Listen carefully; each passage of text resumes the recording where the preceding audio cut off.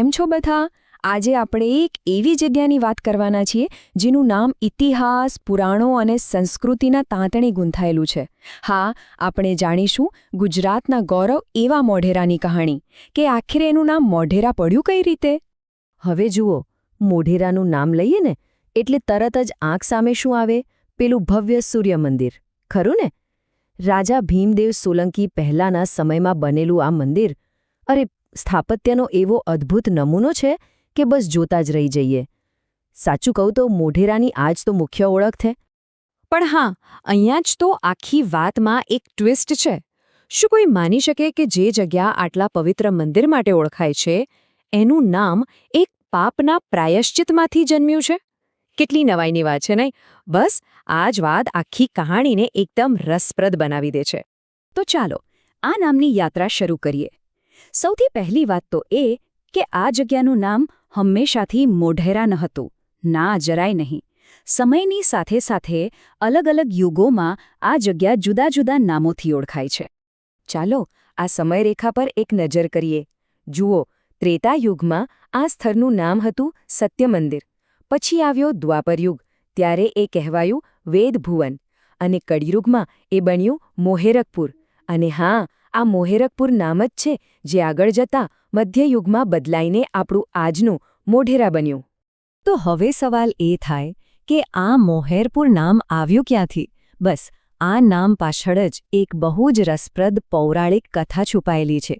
એની શરૂઆત થાય છે છેક પુરાણોથી. વાત છે લંકા વિજય પછીની. ભગવાન રામે રાવણનો વધ તો કરી નાખ્યો, પણ એક મોટી સમસ્યા ઊભી થઈ. રાવણ હતો તો બ્રાહ્મણ, એટલે ભગવાન રામ પર લાગ્યું બ્રહ્મહત્યાનું પાપ. હવે આટલા મોટા પાપમાંથી મુક્તિ કેવી રીતે મેળવવી? આ સવાલ લઈને તેઓ પહોંચ્યા ગુરુ વશિષ્ઠ પાસે. ત્યારે ઋષિ વશિષ્ઠે તેમને રસ્તો બતાવ્યો. એમણે કહ્યું કે આ પાપમાંથી મુક્ત થવા માટે 3 કામ કરવા પડશે. પહેલું, ધર્મારણ્ય નામના પવિત્ર વનમાં જાઓ. બીજું, ત્યાં યજ્ઞ કરવા માટે એક નવું જ ગામ વસાવો. અને છેલ્લે, એ ગામમાં પૂરા વિધિવિધાન સાથે મહાયજ્ઞ કરો, જેથી આત્મા શુદ્ધ થાય. અને અહીંયા જ આપણી વાતની મુખ્ય કડી જોડાય છે. ભગવાન રામે એ યજ્ઞ કરવા માટે જે ગામ વસાવ્યું ને, બસ એનું જ નામ એમણે રાખ્યું મોહેરકપુર. અને આ જ મોહેરકપુર વર્ષો પછી બની ગયું મોઢેરા. એટલે કે આ જગ્યાનું નામ સીધો ભગવાન રામના એ પ્રાયશ્ચિત સાથે જોડાયેલું છે. પણ વાત અહીંયા પૂરી નથી થતી. મોઢેરાનો આ ગૌરવશાળી ઇતિહાસ ખાલી સૂર્યમંદિર પૂરતો સીમિત નથી. અહીંના બીજા બાંધકામોમાં પણ એની ઊંડી છાપ જોવા મળે છે. ચાલો એના પર પણ એક નજર કરીએ. અહીંની વાવની જ વાત કરીએ, ખાસ કરીને જ્ઞાનેશ્વરી વાવ. હવે સામાન્ય રીતે શું હોય? વાવમાં મંદિર છેક નીચેના માળે હોય. પણ અહીંયા એવું નથી. અહીં મંદિર પહેલા જ માળ પર બનેલું છે. આ એકદમ અનોખી અને સ્થાપત્યની દૃષ્ટિએ ખૂબ જ અલગ વાત છે. એટલું જ નહીં, અહીં એક હવા મહેલ પણ છે. રેતિયા પથ્થરમાંથી બનેલો એક સુંદર મંડપ. એના થાંભલાઓ પરની કોતરણી અને ભૌમિતિક ડિઝાઇન ખરેખર જોવા જેવી છે. એને જોતાં જ લાગે કે આ સોલંકી સમયના સ્થાપત્યમાંથી જ પ્રેરણા લઈને બનાવવામાં આવ્યું છે, જે બતાવે છે કે આ ભૂમિ કેટલી ઐતિહાસિક રીતે સમૃદ્ધ છે. તો આપણે એક સ્થળની વાત કરી રહ્યા હતા, પણ આ વાર્તા ખાલી એક જગ્યાની નથી. આ તો એક આખા સમાજના ઉદ્ભવની પણ ગાથા છે. કેવી રીતે? તો સાંભળો. પેલું ગામ જેનું નામ મોહેરકપુર પડ્યું હતું ને, ત્યાં જે બ્રાહ્મણ અને વૈશ્ય પરિવારો વસ્યા, એ લોકો એ ગામના નામ પરથી જ મોઢ કહેવાયા. એટલે કે જગ્યાના નામ પરથી લોકોની ઓળખ બની. આ સ્થળે એક આખા સમાજને જન્મ આપ્યો.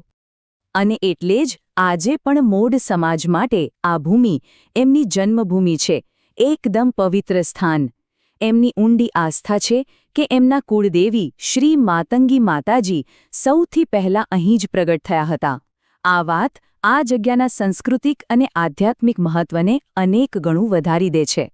તો જોયું, આ છે મોઢેરાના નામ પાછળની આખી ગાથા. શરૂઆત થઈ એક પ્રાયશ્ચિતથી. એમાંથી જન્મ્યું એક ગામ મોહેરકપુર. એ ગામે એક સ્થળને નામ આપ્યું મોઢેરા. અને એ જ સ્થળેથી ઓળખ મળી એક આખા સમાજને, મોઢ સમાજ. આ બધું જાણ્યા પછી એક વિચાર જરૂર આવે. જો ફક્ત એક નામના મૂળમાં આટલો બધો ઇતિહાસ અને આટલી ઊંડી પૌરાણિક કથા છુપાયેલી હોય, તો જરા વિચારો, આપણી આસપાસ આપણે રોજ જે જગ્યાઓ જોઈએ છીએ એમના નામો પાછળ કેટલી અજાણી વાર્તાઓ દબાયેલી પડી હશે ખરું ને?